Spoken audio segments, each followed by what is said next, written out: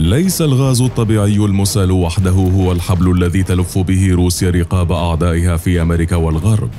فهناك غازات لا تمت لغاز الطاقة القادم من باطن الأرض بصلة، اسمها الغازات النبيلة. ورغم أن لكل من اسمه نصيب، إلا أن هذه النبيلة التي اكتسبت اسمها من تعاليها عن التفاعل مع غيرها من المركبات، يبدو أن نبلها لم يمنع روسيا فلاديمير بوتين من أن تحولها لسلاح جديد، بعد أن استغلت موسكو كونها أحد مصدريها الرئيسيين للعالم لتفرض قيودا على صادرات الغازات النبيلة مثل النيون، العنصر الرئيسي في صناعة الرقائق الإلكترونية التي تعاني أزمة أساسا منذ بداية الحرب الروسية الأوكرانية بعد وقف تايوان المنتج الأول لهذه الرقائق تصديرها لروسيا، عقوبة لها على غزوها أوكرانيا التي توقفت بدورها عن إنتاج الغازات النبيلة بمصانعها منذ مارس الماضي. يبدو أن الإمدادات في سوق الرقائق العالمية ستصل لأزمة غير مسبوقة تقفز بأسعار السيارات وكل المنتجات الإلكترونية، خاصة الحواسب والهواتف المحمولة، إلى أسعار لم تعرف البشرية ربما مثيلا لها حتى عند اختراع هذه الإلكترونيات. فما هي الغازات النبيلة؟ وكيف حولها بوتين لسلاح جديد في معركته مع الغرب؟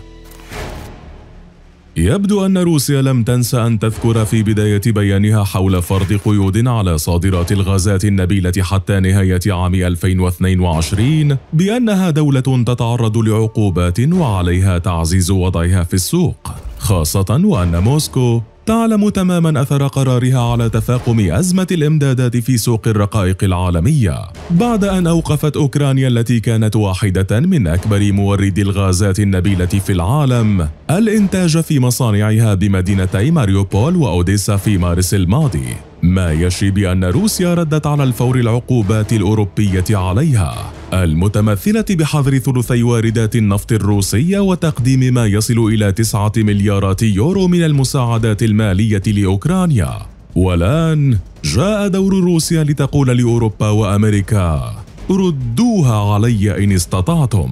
لكن هذه المرة من بوابة وقف صادرات الغازات النبيلة التي كانت تزود بها روسيا عادة اليابان ودولا أخرى. ورغم أن روسيا بررت الخطوة بعزمها توفير فرصة لإعادة ترتيب تلك السلاسل التي تعطلت وبناء سلاسل جديدة، إلا أن الهدف النهائي بات واضحا للعيان،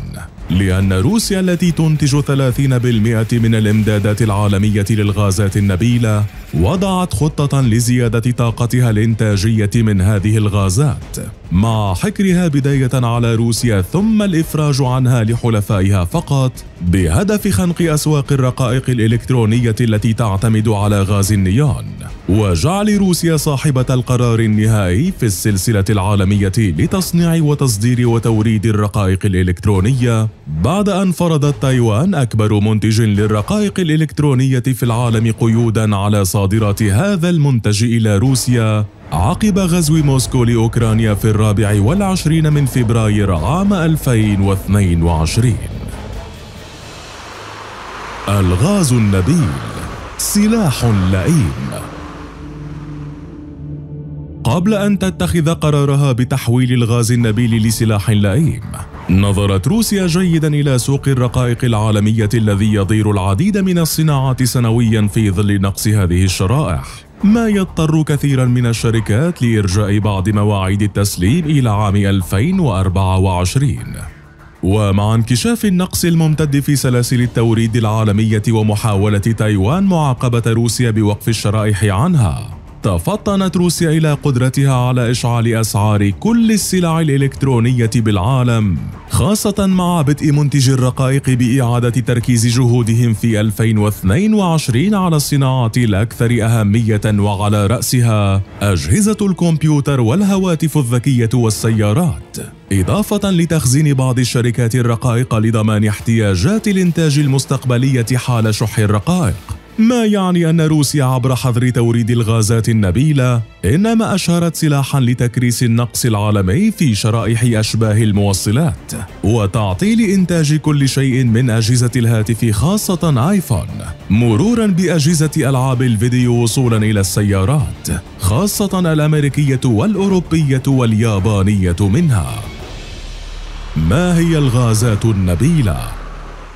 اكتسبت الغازات النبيلة اسمها من طباعها الكيميائية، ما حدا بالعلماء تشبيهها بالشخص النبيل الذي لا يمكن استفزازه ليتفاعل مع من هم أقل مستوى منه، وكأن هذه الغازات قد خلقت لنفسها علو شأن يمنعها من التفاعل مع العناصر الأخرى. أما حقيقة الأمر العلمية فإن الغازات النبيلة تعرف أيضا باسم الغازات الخاملة، هي عبارة عن مجموعة من العناصر الكيميائية التي لها خصائص متماثلة، وتكون جميعها في الظروف القاسية عديمة الرائحة وعديمة اللون وذات ذرات وحيدة، وتكون فعاليتها الكيميائية منخفضة جدا لأن لها أغلفة إلكترونية خارجية تامة الامتلاء، ما يجعلها لا تتفاعل مع العناصر الأخرى، وتتواجد غالبا على هيئة غازات أحادية الذرة. وتشمل تلك الغازات النبيلة غازات عدة هي الهيليوم والنيون والأرغون والكريبتون والزينون والرادون المشع. كما يتوقع علماء أن تتم إضافة الأوغانيسون قريبا إلى الغازات النبيلة، لكن عدم فهم كيميائيته بشكل دقيق يحول دون انضمامه لعائلة نبلاء الغازات التي تدخل في استخدامات عدة، بينها كعناصر خاملة تساعد في حماية العينات وتثبيت التفاعلات الكيميائية، أو كمبردات بسبب درجات انصهارها وغليانها المنخفضة. ولكل غاز من طبقة النبلاء استخدامات خاصة به، حيث يعد الهيليوم عنصرا من مكونات غازات التنفس، كما يتم استخدامه في حماية المعادن من تأثيرات الغلاف الجوي، إضافة إلى استخدامه في حماية الموصلات عند درجات الحرارة المنخفضة جدا. أما أهم استخدامات غاز النيون فهي في تصنيع الشرائح الإلكترونية، إضافة إلى تطبيقات عدة كالليزر وأضواء النيون ومصابيح الضباب. كما يستخدم غاز النيون في كاشفات الجهد والتحذيرات المضيئة والعلامات الإعلانية والنطاقات السينمائية التلفزيونية. كما تعد أنابيب النيون المستخدمة في الإعلان والزخارف من أكثر التطبيقات التي يدخل استخدام النيون فيها.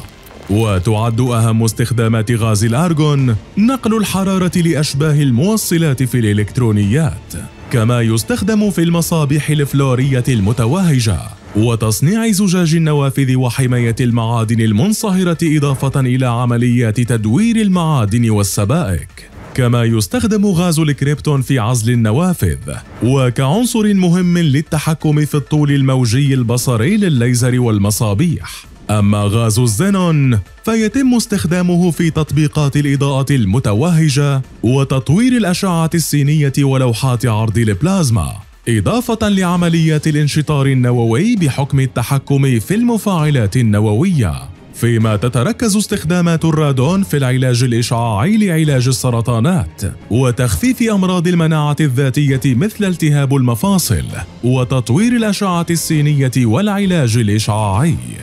وأنت برأيك، هل ستنجح مساعي روسيا لإنهاك اقتصاد الغرب بسلاح الغازات النبيلة لافتعال أزمة بالرقائق الإلكترونية وإشعال أسعار الأجهزة الإلكترونية والسيارات؟